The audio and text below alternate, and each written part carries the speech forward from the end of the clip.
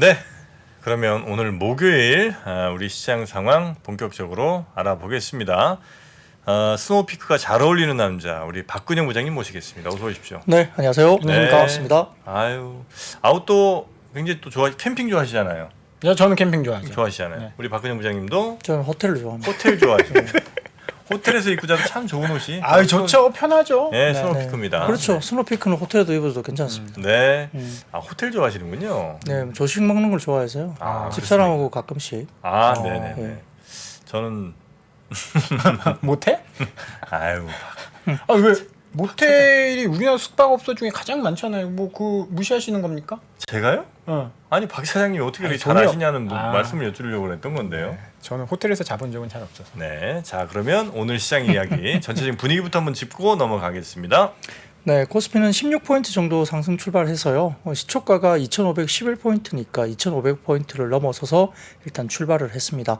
외국인은 코스피 200과 선물 매수 출발했고 기관은 현 선물 매도 출발했는데 역시 전일 미증시 강세 영향으로 개장 초반 양시장 모두 상승세를 했고요. 다만 이제 시초가 갭 상승 이후에 외국인 선물 매도로 전환하면서 상승폭이 다소 좀 축소되었습니다.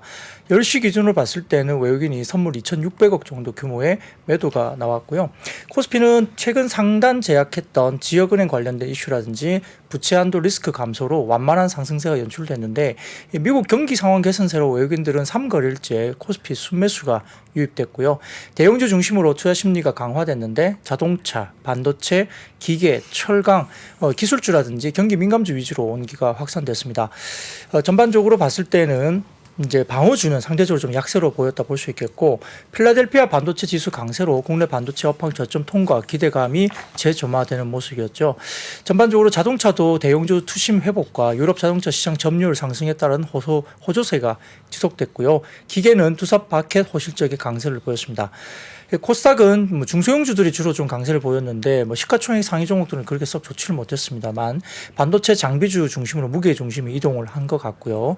다만 이제 코스닥은 전일 유입된 외국인 매수 물량이 출회되면서 제한적인 흐름을 보였습니다.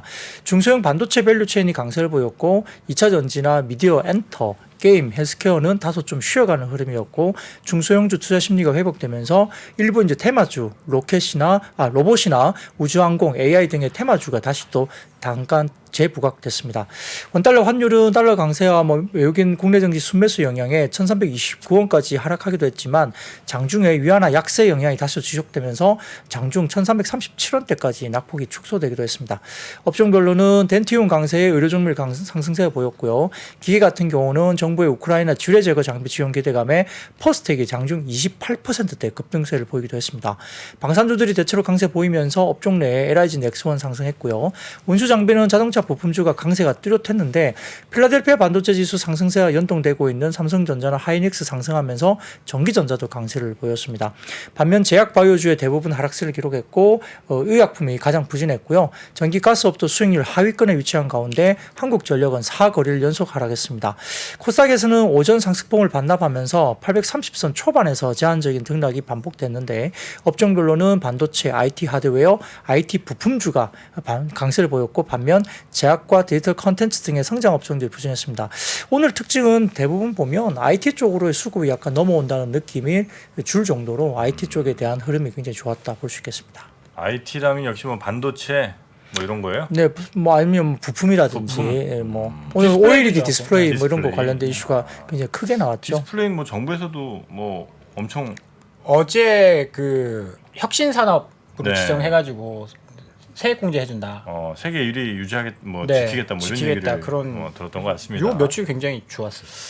디스플레이. 자, 그러면 섹터 하나하나 좀 살펴볼까요? 네, 우선 그 삼성 디스플레이가 미국 마이크로 OLED 기업인 이매진 인수했다는 소식에 관련주들이 상승세를 보였는데요. 삼성 디스플레이가 약 2,900억 정도를 투자하면서 이매진 주식을 모두 인수하는 내용의 최종 인수 계약을 체결했다고 나왔습니다. 모처럼 이제 M&A가 이제 삼성그룹에서 뭔가 하나 나온 건데요. 이 마이크로 OLED 기술을 보유한 기업으로 이매진 다이렉트 패터닝 기술이 확장 현실, 그러니까 XR과 VR 구현에 필요한 기술로 알려져 있습니다. 그러다 보니까 이제 OLED 관련 쪽이라든지 XR, VR 이런 쪽도 이제 테마로 같이 움직였다 볼 수 있는데요. 자, 먼저 사진을 먼저 보겠습니다. 예, 띄워주시면 뭐 어렵죠. 되게 뭐 이게 무슨 말인지 처음에 눈에 안 들어옵니다.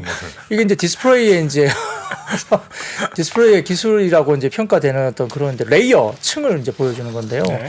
이제 엄블레러 리서치에 따르면은 오른쪽, 그러니까 AB 중에 오른쪽이 지금 이제 이미진 관련된 기술인데요. 이게 뭐냐면은 실리콘 백플레인 위에 RGB, 그러니까 레드, 그린 그 이렇게 블루를 이제 증착하는 RGB OLED 그 OS, 그러니까 올레도스죠. 이라고 볼 수 있습니다. 그러니까 오른쪽 B라는 것들이 이제 그게 이매진이 이제 밀고 있는 기술입니다. 그래서 올레도스 같은 경우는 OLED on 실리콘이라 불리죠. 그래서 이제 실리콘 위에다가 이제 올리는 건데 실리콘 백플레인이라고 제일 아래쪽에 보이시죠? 그래서 이제 아직까지는 양산 쪽으로 들어갈 수 있는 업체는 아직까지 전 세계에 없는 걸로 보입니다.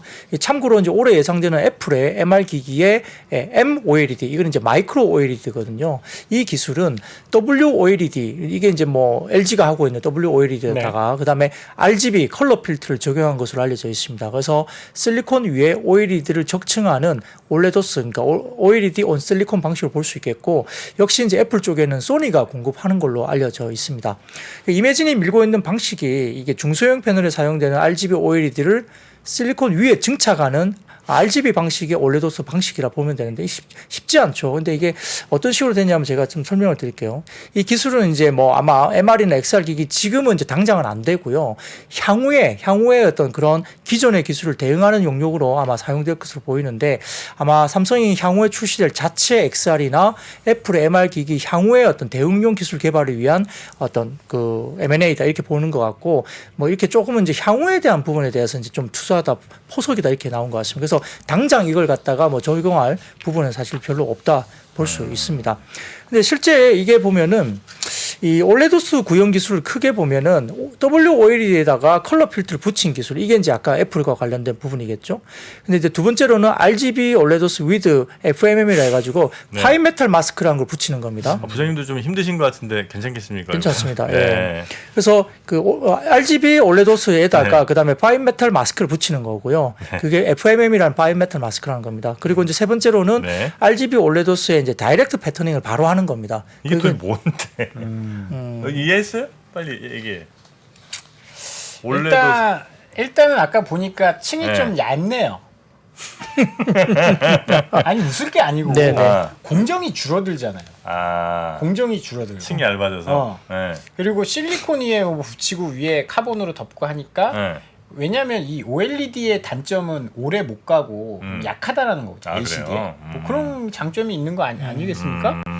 이제 어쨌든 저도 모르겠어요. 그렇죠. 기본적으로 이제 WOLED를 쓰느냐, 네네. RGB 올레도스를 쓰느냐, 뭐 그 파이 차이도 있고요. 네. 그다음에 이제 아까 두 번째 말씀드렸던 파인 메탈 마스크라는 FMM이라는 걸 같이 하느냐, 아니면 FMM을 빼고 이렇게 이제 다이렉트 패터닝을 바로 직접 패터닝을 해서 뭔가를 하느냐, 뭐 이런 기술로도 뭐 네네. 형성이 될 수 있을 것 같은데요. 하여튼 기술은 좀 어려우니까. 네, 예, 그렇습니다. 뭐 넘어가시죠, 저도 뭐 이쪽은 조금 뭐 이게 설명하려면 저도 좀 어렵긴 한데 그렇게 원래도 바뀐다고 구형 합니다. 기술이 한 세 가지 정도가 있다는 그렇습니다. 거죠. 예. 네. 그래서 보면 이제 애플이 공개할 MR 기기의 소니의 WOLED에 이 컬러 필터를 쓰는 방식은 이게 이제 애플이 결국 낼 건데 지금 이제 소니에서 받아서 낼 건데 이 지금 고화소가 대응이 가능하기도 하고 양산성을 좀 갖추고 있다는 장점이 있긴 합니다만 광원이 이제 빛이 그 컬러 필터를 통과하면 원광이 원래 들어오는 광원이 30%만 고현된다고 합니다. 그러니까 이제 휘도, 그러니까 밝기에 문제가 좀 있는 결함이 있는 거죠. 그러면 약간 네네. 현실성도 떨어지고 네. 좀 어지럽고. 그죠. 뭐 실내에서는 이게 뭐 사용되는 VR MR에는 실내에서는 괜찮겠죠. 근데 이제 좀 밝은 자연광이 존재하는 바깥쪽 환경에는 되게 실제 사용 가능성에 대해서 의문이 있을 수 있다는 게 이제 단점입니다. 그래서 이제 아까 말씀드렸던 뭐 삼성 디스플레이도 자체 AR, MR 뭐 이런 기술 뭔가를 만들 거잖아요. 거기에 대한 차세대 기술과 관련된 부분이고요. 또 앞으로도 아마 애플이 뭐 다른 그 기계, 그러니까 다음 차세대 기계에 또 뭐 삼성 디스플레이 뭔가를 쓸 수 있다는 그런 포석 때문에 아마 이렇게 만들고 있는 것으로 이렇게 보입니다. 그래서 이게 해당 공정만 보면은 뭐 이번에 인수한 업체가 반도체 공정 중에 높은 난이도를 요구하는 공정이 아니라고 합니다. 그렇기 때문에 파운드리 업체들이 문제없이 구형 가능하다고 판단하고 아마 이런 부분들을 이제 좀 하는 것이 아닌가. 그리고 애플이 만드는 게 아마 제가 정확하진 않지만 3000 ppi 정도로 이제 이렇게 그 밝기가 좀 그렇다고 하는데요. 이번에 이제 인수한 기술은 6000 뭐 ppi 구현에 성공했다는 기사가 나오는 것처럼 화소에 굉장히 장점이 있을 것으로 이제 보이는 것 같습니다. 그래서 높은 가격과 양산성이 아직은 의문이 존재하긴 하는데 있는데 아무튼 뭐 기술과 관련된 부분은 차세대를 좀 준비하는 포석으로 인수했다 이렇게 볼 수 있습니다.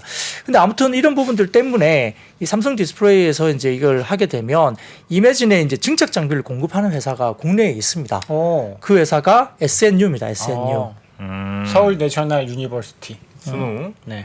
그러다 보니까 이제 SNU가 최대 수혜가 될 걸로 시장에서는 이제 분석이 되고 있고요. 네. 산업적인 관점에서 아무튼 디스플레이의 패널 업체에 올레도스 투자가 본격화되고 있다는 점, 네. 이것 때문에 뭐 XR, VR 산업의 본격적인 개화가 되면 네. 역시 이제 3D 타임 오브 플라이트, TOF라 그러죠. 네. 이게 이제 3D 타임 오브 플라이트가 결국 LG 이노텍이나 나무가라는 종목들이 있고, 네. 그다음에 카메라 모듈의 FPCB 같은 경우는 뉴프렉스, 그다음에 저반 렌즈와 투사 모듈과 같은 종목은 세코닉스 이런 종목들이 관련 업체들의 긍정적인 관점이 충분히 유지될 수 있다는 네. 점도 오늘 분석이 나왔습니다. 그래서 이 올레도스 관련된 부분들이 이제 뭐 OLED 관련 쪽도 뭐 다른 뉴스도 좀 이따가 말씀드리겠지만 이런 부분들이 좀 이야기가 되면서 오늘 IT 쪽에 상당히 좀 훈풍을 불었다 이렇게 볼 수 있습니다. 네. SNU는 그렇게 서울 내셔널 유니버시티로 넘어갈 거예요?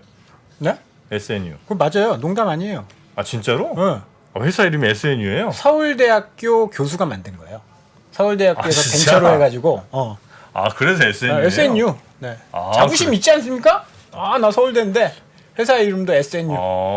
아니 서울대 교수라고 SNU를 그렇게 막 써도 되나 회사 이름으로? 치과도 쓰잖아요, 뭐. 치과도 쓰는데 아 그래요? 어떻게 야. 뭐 그게 됐으니까 사업 그게 어. 됐으니까 됐겠죠. 그래요?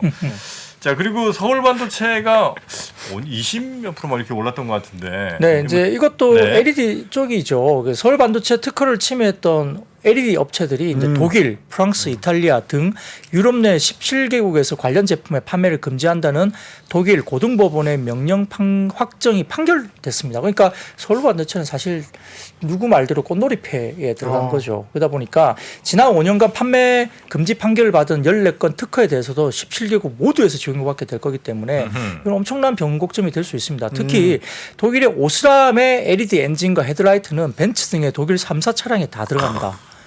그러니까 이게 적지 않은 파장이 될 수 있는 가능성이 높죠. 그리고 오스람이 이제 서울 반도체에게 특허에 대한 비용을 지불하고 네. 제품 판매를 이어가거나 아니면 다양한 산업군에서 서울 반도체 LED 제품으로 교체가 뭐 될 가능성도 있다고 볼 수 있습니다. 그래서 아무튼 서울 반도체에는 굉장히 긍정적인 소식으로 볼 수 있고요. 이것 말고도 이제 LED 관련 소식이 하나 더 있는데 네. 사진을 띄워주시면 이게 이제 니케이에서 발표한 그 외신입니다. 외신. 이게 무슨 내용이냐면 애플이 디스플레이를 자체 제작하고 삼성 의존도를 줄인다는 말입니다. 이게 영어 보이시잖아요. 이게 가능할까요?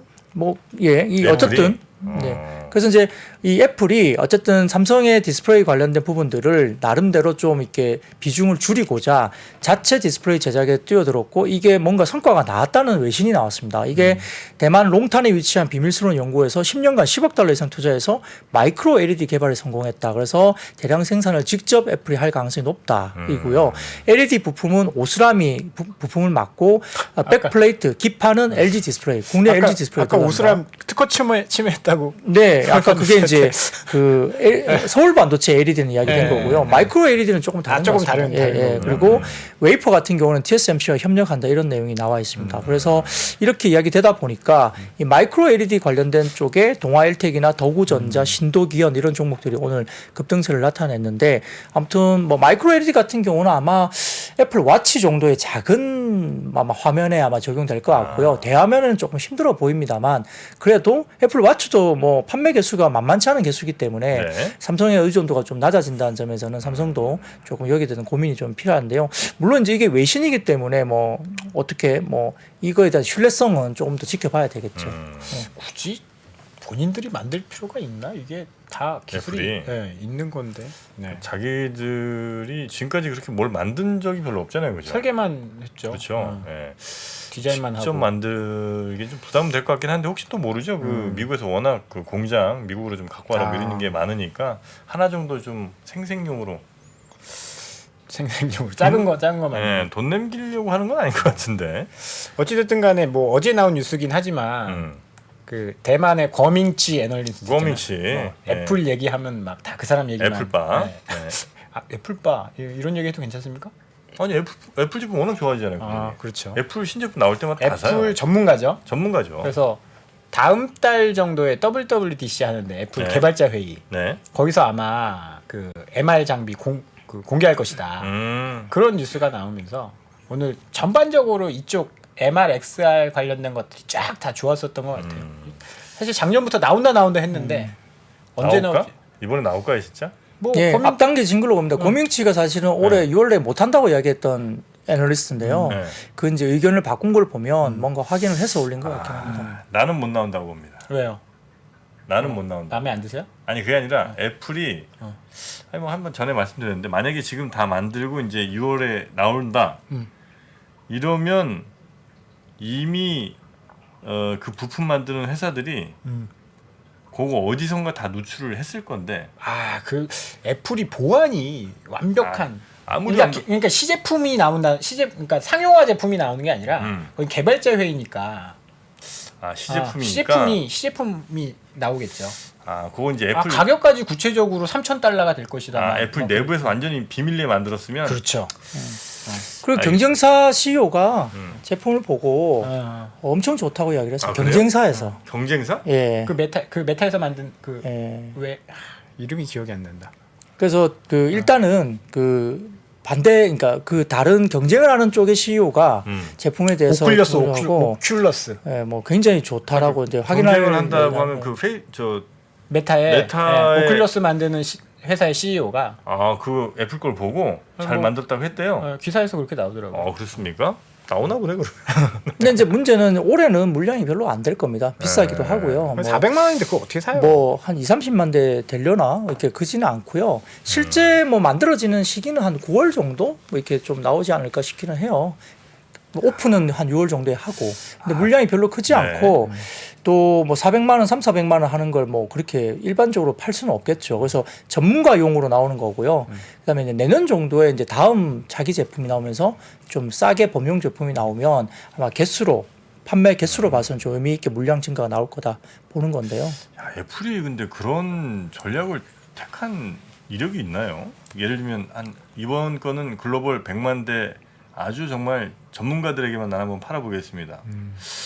애플이 그런 전략을 저는 쓴 적이 아마 옛날 그 애플 컴퓨터 만들 때 좀 있었던 것 같은데. 야, 하여튼 뭐 6월 뭐 초 되면 알겠죠, 뭐. 그렇죠. 예. 나오면 하나 사실 건가요? 나오면 네. 여러분이 원하신다면 하나 사겠습니다. 한번 빌려주십시오. 뭐 정프로님은 뭐 컨텐츠 여부에 따라 뭐 판단하시겠죠. 소프트웨어. 예. 아, 뭐 어떤 컨텐츠가 나와 있냐에 따라 사시는 네. 것이 아마 결정이 되지 않을까 싶습니다. 얼마나 살색이 많이 나오는지 한번 보겠습니다. 자, 다음 섹터요. 네, 뭐 오늘도 반도체는 좋았는데 이제 제조사도 뭐 나쁘진 않았지만은 이제 뭐 결국 장비나 이런 쪽에 중소형 반도체 장비라든지 이런 어떤 부품 중소형사들 굉장히 좋았습니다. 특히 이제 KB증권은 어제도 보고서를 통해서 어제도 이제 제가 마지막 그 마감 시황 때 반도체를 좀 일부 좀 말씀드렸는데 오늘도 KB증권에서 또 리포트가 나오면서 이제 시장 조사 기관인 트렌드포스의 자료를 인용해서 제조사와 고객사의 메모리 반도체 재고가 2분기를 기점으로 감소하고 있다라고 판단된다라는 그런 어떤 그 이야기를 했습니다. 그리고 메모리 반도체 제조사의 경우에는 2분기 이후에 뚜렷한 재고 감소 추세가 나타난다.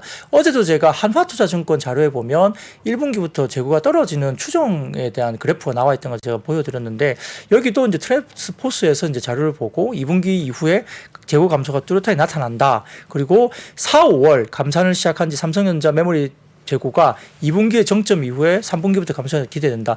이 보면 재고 감소는 하이닉스가 먼저 시작됐고요. 네. 삼성전자는 이제 1분기는 재고 감소가 안 됐고 2분기 이후부터 이제 삼성전자가 재고 감소가 되는 그림으로 감산을 먼저 이야기됩니다. 했으니까 그런 거 아닐까요? 그렇죠. 하이닉스가 먼저 감산한 거죠. 그래서 이제 삼성전자 메모리 재고는 2분기 정점 이후에 3분기부터 감소세가 나타나고 2022년 11월, 12월 감산을 먼저 시작한 하이닉스가 그리고 마이크론 재고도 2분기부터 소폭 감소 추세를 기록할 거다 보는데 사진을 가져와 봤습니다. 지금 이건 이제 KB증권의 추정이고 트렌드폴스의 자료를 아마 인용한 것 같은데요.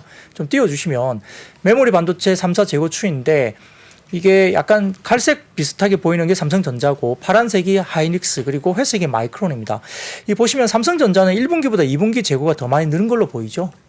그죠? 그래서 네. 삼성전자는 2분기에 고점, 그다음에 3분기부터 재고가 빠지는 거고요. 하이닉스는 1분기보다 2분기가 재고가 먼저 빠지기 시작합니다. 그리고 마이크론도 1분기보다 2분기 빠지고 3, 4분기 계속 빠지는 그림이기 네. 때문에 아마 삼성전자 제일 늦게 재고가 빠지겠지만 2분기를 정점으로 빠진다. 그러니까 이제 일단 그 재고의 고점론은 일단 먼저 이야기가 나오는 것 같습니다. 그래서 이런 부분들 이야기 나오는 것 같고요.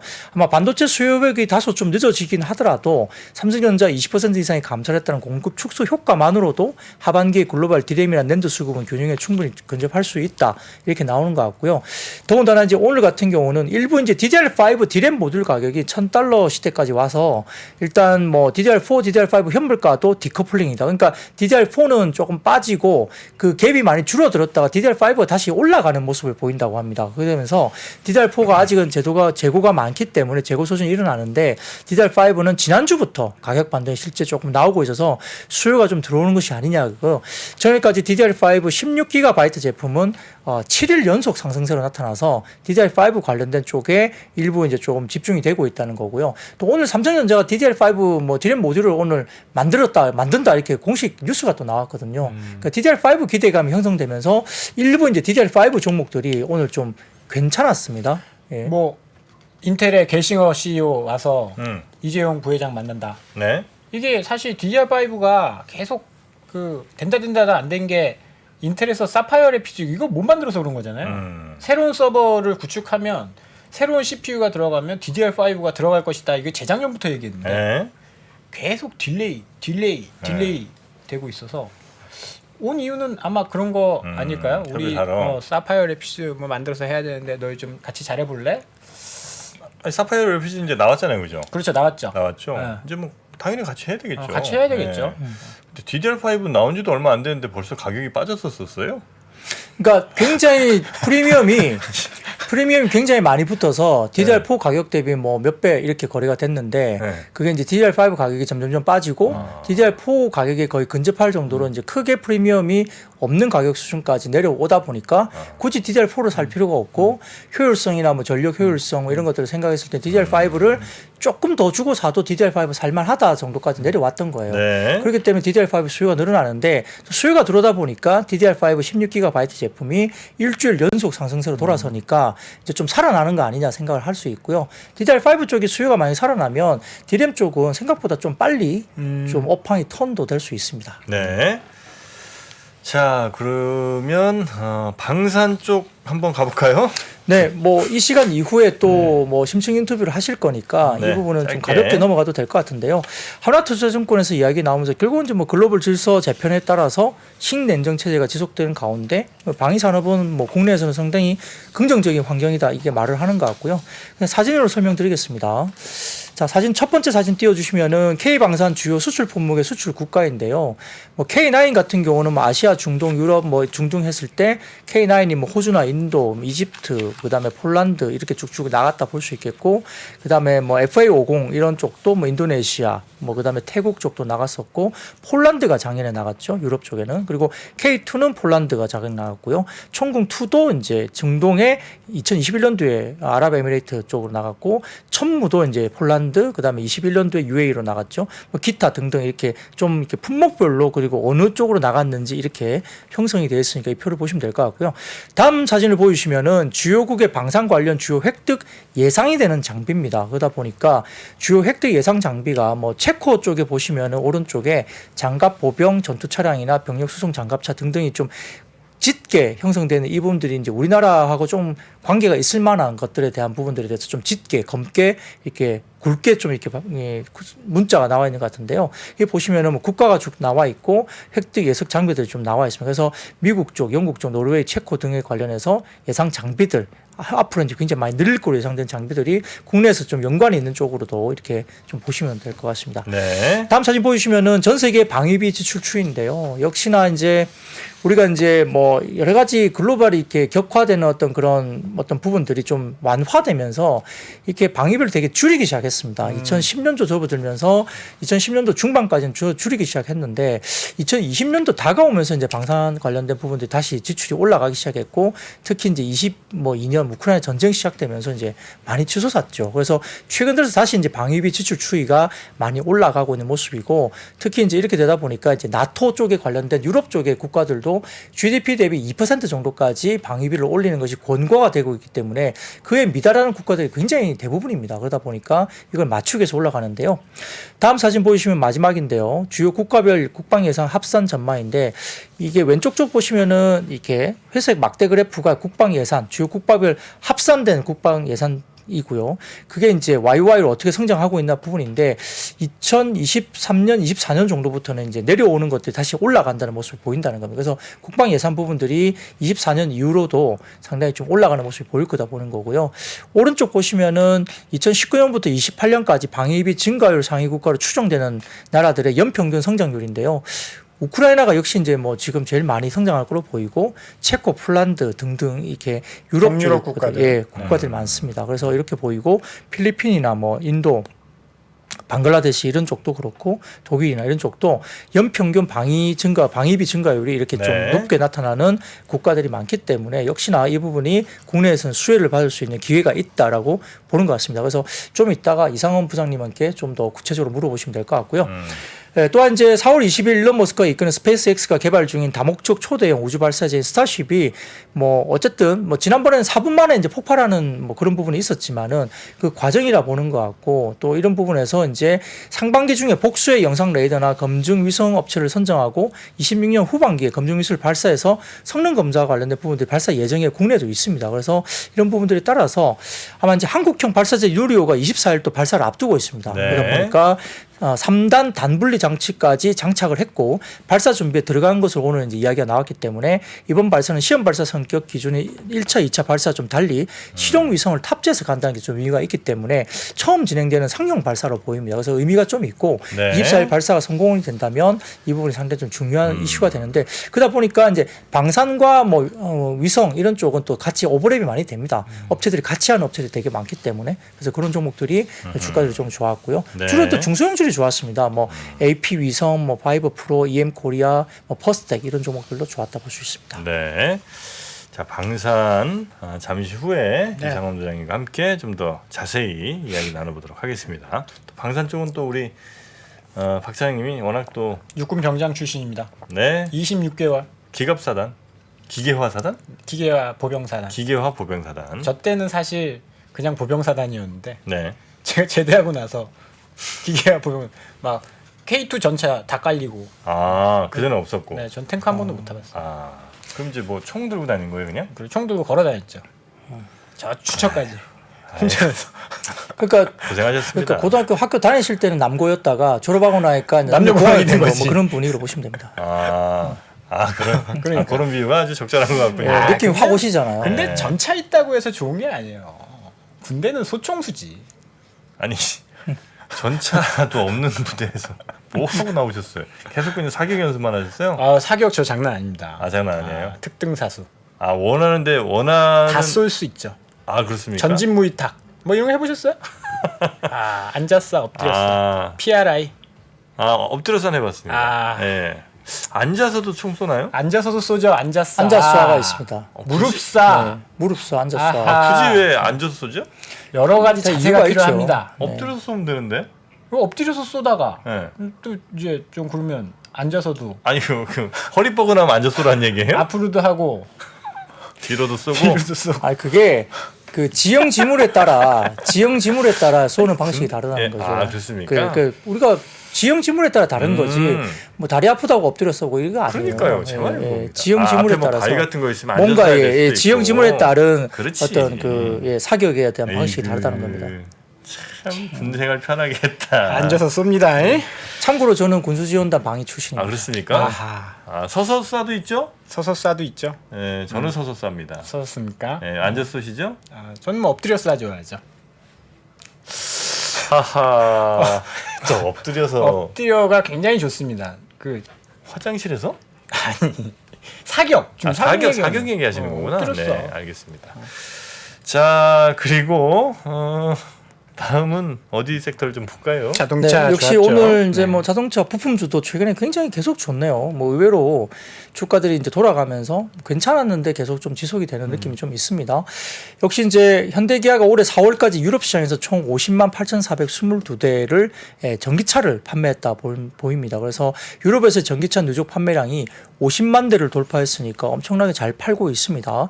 지난 2014년 전기차를 처음 내놓은 이후에 9년 만에 이제 성과가 나온 거고요. 현대기아의 전 세계 누적 전기차 판매량은 120만 2,823대 가운데서 42%를 유럽에서 팔았다. 유럽 시장이 굉장히 잘 되고 있는 거죠. 유진투자증권은 또 보고서를 통해서 현대기아가 이제 2분기에도 분기 최대 실적 흐름을 당연히 이어갈 수로 보이는데요.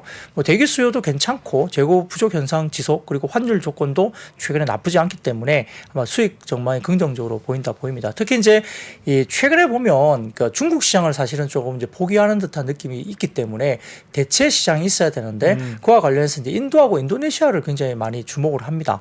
현대차 그룹의 새로운 물량 성장의 원동력으로 또 오르고 있고 현대기아의 기존 공장 증설과 그다음에 GM의 인도 공장 인수가 또 완료되면 인도는 중국을 넘어서는 그 최대 해외 생산 기지로 거듭날 가능성이 높다고 지금 점쳐지고 있고 현대차 그룹은 이 지역을 글로벌 EV 생산 거점으로 삼을 계획을 갖고 있고요. 여기에 따라 이제 과거 중국 공장의 양적 성장이 국내 부품사의 성장 동력이 됐던 것만큼 인도와 인도네시아 쪽에도 상당히 같이 성장의 수혜주가 될 수 있는 종목을 좀 찾아야 된다 이렇게 보고 있습니다. 자, 사진을 먼저 띄워주시면 국내 주요 부품사의 인도 매출 비중을 나타내는 겁니다.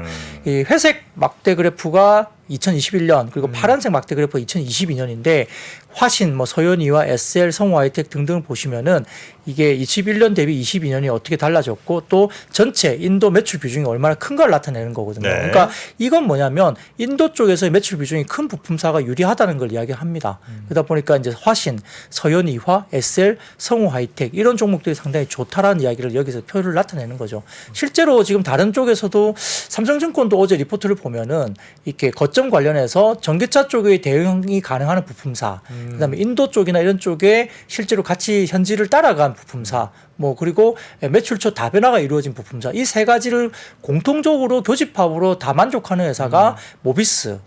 그다음에 모비스야 어쩔 수 당연히 없죠. 없죠. 네. 예, 그렇죠. 네. 그다음에 이제 화신, SL, 그다음에 성우하이텍 이렇게 들었거든요. 그래서 네 개를 탑픽으로 삼성증권에서 어제 리포트를 낸 건데 이렇게 관련된 부분도 이렇게 똑같이 이런 내용들이 유진투자증권에서 나오고 있으니까 뭐 결국 물류 이제 볼륨 증가가 인도 쪽이나 이런 쪽에서 많이 생각난다고 보고 있으니까 여기에 현지에서 충분히 나가서 거기에 대응을 하고 있는 회사들이 좋아 보인다는 것도 이제 그런 논리로 설명될 수 있겠습니다. 네. 자, 자동차 부품주.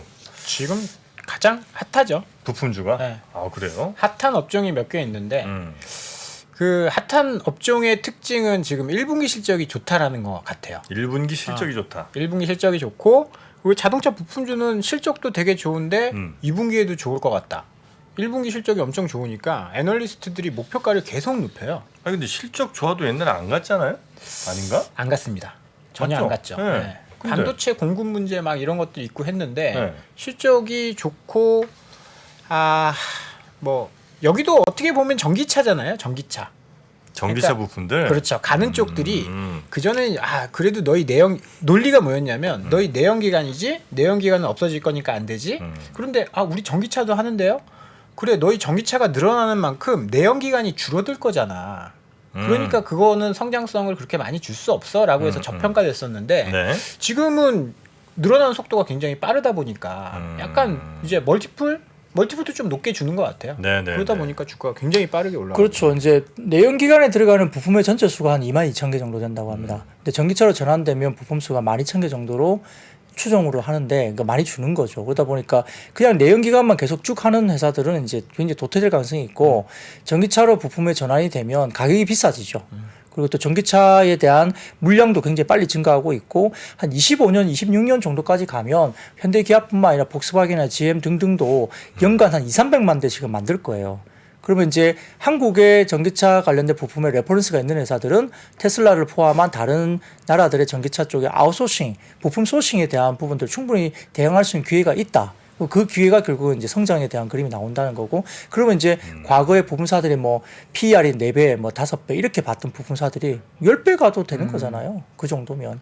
아니 근데 지금 우리나라 부품사들이 네. 해외로 납품을 많이 하나요? 해외로 그러니까 다른 기업 다른 나라 뭐 예를 GM이나 들면 포드나 뭐 이런 쪽 스텔란티스든 뭐 벤츠든 뭐 이런 데다가 만약에 납품을 많이 하면 그 회사들이 또 전기차 바꿀 때 또 역시 뭐 가겠죠. 근데 거기 있는 부품사들이라고 전기차 부품은 우린 죽어도 안 만들려 이러진 않을 테고 그들도 만들 거 아니에요. 근데 이제 유럽이나 일본 회사들은 네. 완성차 쪽에서 전기차 쪽의 완성도가 떨어지잖아요. 유럽이요? 뭐 예를 들어서 뭐 벤츠라든지 뭐 이런 쪽은 네. 내연기관 잘하지만 지금 그 전기차 전기차 못 쪽은 만들죠. 뭐 완성차 솔직히 얘기하면 그렇죠. 많이 떨어지죠. 떨어지잖아요. 그래요? 떨어지죠. 근데 현대기아는 잘 만들고 있잖아요. 그러다 보니까 내연기관 쪽에서는 당연히 유럽은 유럽 부품사들이 굉장히 다 잡고 있을 가능성이 높은데 전기차 쪽은 일본도 지금 하이브리드 집중하다 전기차가 늦어져 갖고 안 일본 되고 다 망했죠. 있고, 그리고 북미 쪽에 뭐 그쪽도 뭐 중국 업체들이 뭐 들어가기는 할 수도 있겠지만 중국 업체들은 다소 좀 지금의 어떤 관계 때문에 아주 자유롭게 공격적으로 지금 그쪽 진출하기는 부품사들이 쉽지 않을 것 같다는 거고 유럽 쪽에 잘하던 부품사들도 전기차 대응이 안 되고 있고요. 그러니까 이제 한국 쪽에 기회가 많다는 논리는 될 수 있는 거죠. 그렇습니까? 예. 유럽에 뭐 괜찮은 뭐 전기차 아시는 거 있어요? 유럽의 ID4 정도? 타이칸? 아니 지금 EQ? EQ 시리즈 많이 나왔잖아요. 근데 이게 안 나오 전비가 안 나오잖아요. 전비도 안 나오고 주행거리도 안 나오고. 많이 안 팔려요. 예. 전비가 안 나온다. 예. 팔리지도 않고. EQ 시리즈 잘 안 팔려요. 잘 안 팔리고 있죠. 대수로 보면 뭐 별로 보시기에는 되게 예쁘죠. 뭐 내장 이게 보시고 뭐 쫙 이렇게 디스플레이 되고 엄청 좋은데 그것만 보면 사고 싶은데 실제로 이제 어떤 뭐 연비라든지 뭐 다른 뭐 여러 가지 것들 복합해 봤을 때 아직까지는 그렇게 수요가 많이 팔리진 않는 그러니까 거죠. 디젤은 아니 그 유럽은 클린 디젤 한다라고 해서 뒤늦게 시작한 게 아주 패착이었고 일본은 하이브리드로 충분하다라고 해서 전기차를 안 만든 게 패착이었고 근데 현대기아는 계속 만들고 있었으니까 기술력이 조금 더 쌓였죠. 그리고 이제 유럽 쪽은 뭐가 문제냐면 제가 듣기로는 유럽 쪽에 그 일을 하시는 뭐 소위 말하는 이제 우리가 노동자라고 혹시 부르잖아요. 근데 그쪽 유럽 쪽은 기계 쪽에 업을 하시는 분이 되게 많아요. 자동차를 포함한. 근데 그분들이 한 30% 이상 된다고 해요. 그러니까 전기차로 전환되면 어떻게 되죠? 그분들이 일자리를 잃어버릴 가능성이 높죠. 부품도 확 줄고 하다 보니까. 그래서 그분들이 다 반대를 되게 내연기관에 익숙한 분들이 그렇죠. 내연기관 쪽에 뭐 부품이나 뭐 기계 쪽에 일하는 분들이 한 30-40% 정도 된다고 하는데 그 노조가 일단 전기차로 전환됐을 때는 본인들이 일자리를 잃어버릴 가능성이 높아서 특히 이제 독일이나 이런 쪽도 마찬가지고 이쪽이 되게 반대를 많이 한답니다. 그러다 보니까 이제 정치인들이 표를 받아야 되는데 그렇게 반대를 하는데 전기차의 전환을 가속화하기가 좀 부담스럽기도 한 거죠. 그런 것 때문에 조금 정체되는 부분도 있다라는 이야기도 좀 저도 있었거든요. 일부 그런 영향도 좀 있을 거로 보입니다. 알겠습니다. 그러면 우리나라에게는 오히려 기회가 되는 거죠. 좀 빠르게 대응할 수 있는 상황이니까. 자동차 부품 회사들 이야기 좀 나눠봤고요. 다음 섹터도 가보겠습니다. 네, 오늘 이제 중소철강주도 상당히 좋았습니다. 뭐 중국 철강 생산의 메카인 당산시가 지방 정부의 조관 감산량에 따라 전체적으로 올해 조강 생산량을 줄일 전망으로 이제 뉴스가 나왔습니다. 그래서 중국 최대 철강 생산 도시인 허베이성 당산시 내에 펑랑구 소재 철강사들이 2021년과 작년에 이어서 올해도 지방 정부로부터 조강 생산량을 감축하라는 공식 사안을 받았다라고 알려졌습니다. 그래서 이제 이들 철강사들이 구식 설비 폐기라든지 탄소 배출 감축 정책 수립이나 증설 금지 등의 지시도 받았다 전해지고 있기 때문에 그러면 이제 감산이 되니까 아무래도 이제 저가 물들이 이제 좀 줄어들게 되겠죠. 그래서 국내 철강 업체는 중국산 저가 제품의 유입이 줄게 되면 역시나 이제 철강제의 가격 경쟁력도 높아지고 또 약간 가격을 올릴 수 있는 상황도 됩니다. 그러다 보니까 중국산 저가 제품의 수입이 감소되면서 국내산의 어떤 제품의 가격 인상도 자연스럽게 이루어질 수 있다 전해지는데 역시 오늘 그게 나오면서 오후에 뭐가 나왔냐면 난항 끝에 이제 국내 후판 가격 협상이 타결됐다는 이야기가 나왔습니다. 그래서 가격이 인상 소식인데 후판은 이제 뭐 조선업계라든지 철강 쪽에 들어가는 거잖아요. 그래서 상반기 후판 가격을 소폭 인상했는데 톤당 90만 원 중반대로 합의가 됐다면서 일단 가격 인상 소식까지 들려니까 뭐 하이스틸, 경남스틸, 금광철강, 한일철강, 뭐 대동스틸, 동국제강 등등의 좀 중소형주 철강주들이 좀 움직임이 좋았다 볼 수 있습니다. 네, 아침에 보니까 많이 오르더라고요. 근데 아마 하루 종일 계속 괜찮았던 모양이군요. 나쁘지 않았습니다. 네. 자, 그리고 곡물 관련된 네. 안 좋은 소식 좀 있습니까? 뭐 곡물 관련된 소식은 좋은 거죠. 네. 뭐 왜냐하면 이제 이게 굉장히 그 주가에 난항을 안 했던, 예, 그렇죠. 네네. 그래서 이제 흑해를 통한 곡물 수출이 흑해 곡물 협정 관련해서 이제 이게 뭐 난항을 이루고 5월 18일이 이제 그 협정 만기이기 때문에 네. 다 왔죠. 오늘이죠, 오늘. 예, 그러니까 이제 이게 얼마 전까지만 해도 뭐 제대로 진행이 안 된다 이렇게 이야기됐는데 가까스로 이제 중단 하루 전에 이제 2달, 2개월 연장이 됐습니다. 그러니까 또 2달 뒤는 또 이제 노이즈가 있을 수 해야죠. 있죠. 네. 근데 어쨌든 협정 연장 조건은 공개되지 않았지만은 아무래도 정치적인 관점에서 EU 연합 쪽이 수혜주의고요. 그리고 러시아의 우려가 일정 형태로 수용될 것으로 기대한다. 그러니까 이제 러시아가 요구하는 게 여러 가지가 있습니다. 뭐 금융 관련된 제재도 좀 풀어달라 뭐 여러 가지 있는데 일부 조금 그게 좀 수용되지 않았을까라는 추정을 하는 겁니다. 다만 이제 협정의 지속력에 대해서 뭐 이해관계가 있는데 뭐 2달 정도는 어쨌든 급하게 연장이 되고 하다 보니까 이제 이런 비료, 사료, 농업, 음식료 이 관련된 쪽이 이제 이게 안 됐기 때문에 되게 좋았다가 주가들이 이게 이제 어쨌든 연장 관련된 부분에 합의를 했으니까 좀 조정이 당연히 나올 수밖에 없겠죠. 네. 뭐 그런 모습을 보였다 볼 수 있습니다. 네. 자, 그리고 다음 섹터 어디 보면 좀 되겠습니까? 네, 오늘 재건 관련 쪽도 이제 좀 움직임이 있었는데요. 우크라이나요? 네, 그 원희룡 국토교통부 장관이 율리아 스브리덴코 우크라이나 제1부총리 겸 경제개발무역 장관의 요청에 따라 면담을 가졌다고 합니다. 우크라이나 전후 재건 협업에 대한 논의를 했다고 하는데 뭐 이 부분에서 어떤 이야기가 나왔느냐 하면은 또 우크라이나 영부인 올레나 젤렌스카도 만나서 뭐 전쟁의 아픔에 대해서 위로를 건네고 뭐 재건 협력에 대한 논의를 진행했다. 그래서 면담의 후속 조치로 이달 5월 22일에서 23일 폴란드를 방문해서 우크라이나 재건 부총리를 만나서 우크라이나 재건 협력을 위한 회담을 진행할 것이다. 이렇게 이제 구체적인 또 언급이 나왔습니다. 근데 여기서 이야기된 것들이 뭐냐면 지뢰 제거. 그러니까 이제 우리가 이제 뭐 싸움을 위한 뭐 전투 관련된 뭔가를 보내는 게 아니라 지뢰 제거나 뭐 구급 후송 차량 이런 것들에 대한 부분들을 뭐 논의를 한다 나왔기 때문에 조금 다른 결이고요. 지뢰 제거가 이야기되다 보니까 이제 퍼스텍 아까 이제 방위 쪽도 올랐고 이쪽도 있었지만은 퍼스텍 쪽이 이제 지뢰 제거 관련된 종목으로 언급이 되면서 오늘 좀 급등을 했고, 그다음에 이제 구급 후송 차량은 오텍이라는 응급차 만드는 회사가 있습니다. 오텍. 오텍은 그거 아닌가요? 에어컨 만드는 회사 아닌가요? 근데 이제 구급차도 하죠. 구급차도. 네, 근데 이제 주가가 막 급등을 했었어요 오전에. 근데 윗꼬리를 달고 쫙 또 밀렸습니다. 네. 오후에. 그게 이유가 뭐냐면 우크라이나 전역에 공습 경보 소식이 오늘 아침에 있었거든요.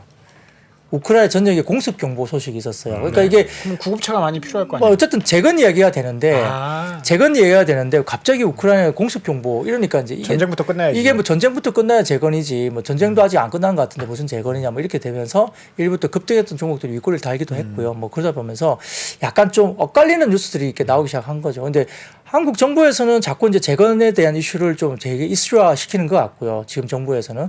근데 실제 현지에서는 자꾸 이제 공습도 이야기 나오고 아직까지 좀 전쟁이 만만치 않은 국면으로 가기 때문에 이게 뭐 약간 기대감과 현실은 조금 다를 수도 있다는 점에서는 테마성으로 이제 조심을 좀 하셔야 될 게 좋을 것 같습니다. 네. 자, 그리고 엔비디아가 네. 뭐 우리랑 뭐 하는 게 있습니까? 네, 외신에 따르면 AI 반도체 시장을 장악했던 그 반도체 업계인 그 엔비디아가 그 기업용 소프트웨어 업체인 서비스나우와 손잡고 생성형 AI 킬러 애플리케이션 개발을 위한 파트너십을 체결했다 이렇게 뉴스가 나왔습니다. 그래서 이제 기업용 AI를 개발해서 실제로 수익을 창출한다는 것이 이제 사실은 실제 안 믿기는 상황이고 현재도 좀 그 구체성이 조금 떨어지는 부분이긴 하지만 엔비디아와 그 서비스나우의 협력이 이를 현실적으로 좀 만들 것으로 이제 구체화되는 협력이다라고 시장에 평가를 한 것 같고요. 예, 지난밤 뉴욕 증시에서 엔비디아는 3% 정도 가량의 상승세를 보였고 아까 같은 그런 뉴스가 나오면서 이것도 뭐 플리토나 뭐 솔트룩스, 마음 AI, 셀바사이 등등에 관련된 AI 관련된 종목이나 뭐 인공지능 관련된 테마주들이 이 소식 때문에 좀 움직였던 건데 역시 이런 부분들은 아직도 테마성인 움직임이 맞지 않느냐 이런 생각도 듭니다. 네. 자, 그리고 하나만 더 보죠. 샤프가 네. 애플의 카메라 모듈 공급망에서 빠집니까? 네, 이것도 이제 아까 IT 쪽이 최근에 좀 말들이 많이 좋은 이야기들이 나온다 말씀이었잖아요. 최근에 뭐 2차 전지가 굉장히 좋았다가 그다음에 최근에 뭐 그 자동차 쪽을 외국인들이 많이 샀고 덩달아서 IT 쪽을 되게 많이 샀다. 네. 이렇게 이야기 나왔거든요. 그래서 자동차 쪽은 움직였는데 그다음은 IT인가? 이게 생각이 들었지만 아무튼 오늘 같은 경우는 디스플레이 등을 포함한 IT 쪽이 상당히 좋은 훈풍이 많이 나왔는데 일본의 샤프가 내년에 출시될 것으로 예상되는 애플의 아이폰 16 시리즈 카메라 모듈 개발 과제에서 참여하지 않은 것으로 파악됐답니다. 그 샤프가 빠지는 거예요. 그러니까 보통 애플은 제품 출시를 앞두고 한 2년 정도의 개발 과제를 진행하는 게 일반적인데 애플 카메라 공급 관련된 그 공급망에서 샤프 비중이 사실은 LG 이노텍에 이어서 두 번째로 큽니다.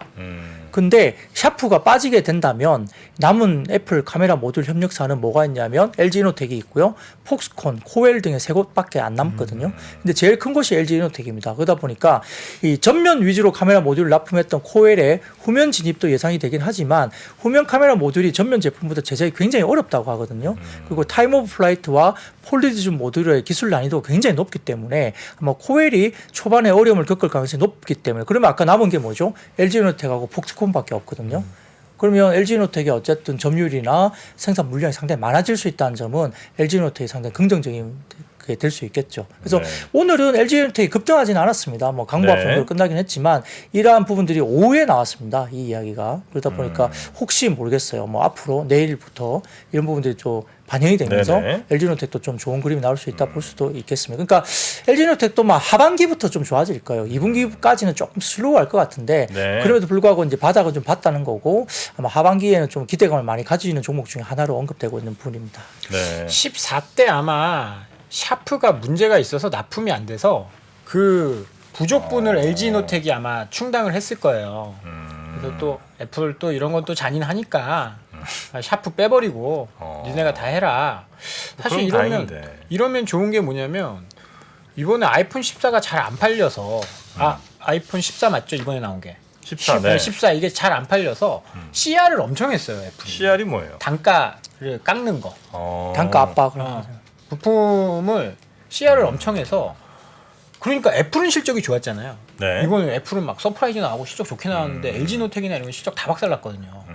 근데 이렇게 해서 공급할 수 있는 업체들이 줄어들면 LG노텍도 뭐 그러면 다른 데 가보시든가.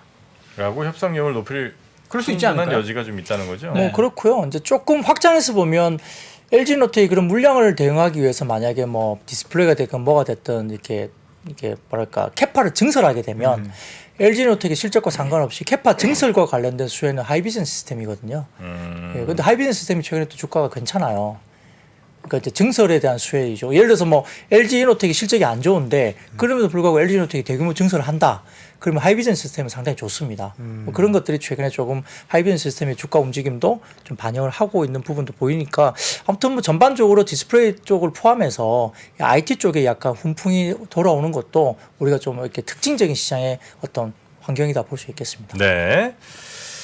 자, 그럼 오늘 시장에 대한 이야기는 이 정도로 우리 박근영 부장님과 이야기 나눠보도록 하고요. 잠시 후에 방위산업 이쪽 한번 깊이 있게 다뤄보는 시간 가져보도록 하겠습니다. 우리 박근영 부장님 오늘 고생 많으셨고요. 네. 내일도 역시나 부탁드리겠습니다. 지금 진행 이거 고생하셨는데 네. 관절 좀 챙기시라고. 드려요? 아유, 그냥 드려? 그럼요. 이렇게 고생하시는데 말을 이렇게 많이 하시면 턱관절 많이 돼요. 정말 좋다. 우리 박지영 차장님 마음이 참 좋다. 네. 관절 미남. 네. 아이고. 어깨, 허리, 무릎, 다리, 예, 턱관절까지 예. 관절 미남 되시기 바라겠습니다. 감사합니다. 아유, 네, 고맙습니다. 사실 그 어제 마감 방송 때 한 포를 먹었습니다. 어때요? 바로 어제 좋아지니까? 관절 미녀를 미녀를 드셨어요? 아니 미녀? 관절 미녀를 어제 저희 MC를 보셨던 네, 그 여자 MC분 여도운. 여도운 여도운. 앵커가 이제 관절 미녀를 드시면서 네. 관절 미남을 하나를 이제 방송 중에 건네셨어요. 네. 그래서 한 포를 먹었는데 슈퍼소닉 되는 줄 알았습니다. 아, 팔이 막 뱅뱅 돌아가죠. 근데 이거 어디서 나온 거죠? 뭐가 어디서 이거 나와요? 어디 뭐 한미 양행이네요. 한미양행 왜 모르셨어요? TS에서 트러스트 아, TS. 그러니까 TS에서 이제 요걸 만드는데 한미양행이 이제 제조 그런 식으로 요즘 이제 만들지 않습니까? 그렇죠. 네. TS에서 나온. 네. 관절 미남, 관절 미녀. 마음 착한 우리 박지영 차장님도 하나 드소. 제가 이 미녀 제가 먹어도 돼요? 미녀잖아요. 그럼요. 네, 우리 관절 마음은 미녀. 미녀입니다. 네, 우리 박지영 차장님께 네, 또 하나씩 드리고. 여보 나 이거 하나 가져갈게. 다음에는 아르기닌 제품이 들어오길 바라면서 오늘 방송은 제가 마치겠습니다. 네, 박근영 부장님 고생 많으셨습니다. 네, 고맙습니다. 네. 감사합니다. 시간이 흘러도 변하지 않는 여러 가지 원칙과 사고 체계는 존재하거든요. 대가들의 사고 체계, 투자 기법이 아니라 생각의 방법. 그런 거를 분해를 해서 재구성을 해서 하나의 어떤 틀로 조합을 하는 과정이 필요한 것 같다. 라쿤 자산운용 홍진채 대표의 거인의 어깨에 19년간 초과 수익을 달성한 그가 어떻게 주식 대가들의 투자법을 활용했는지 이 책에서 최초로 공개합니다.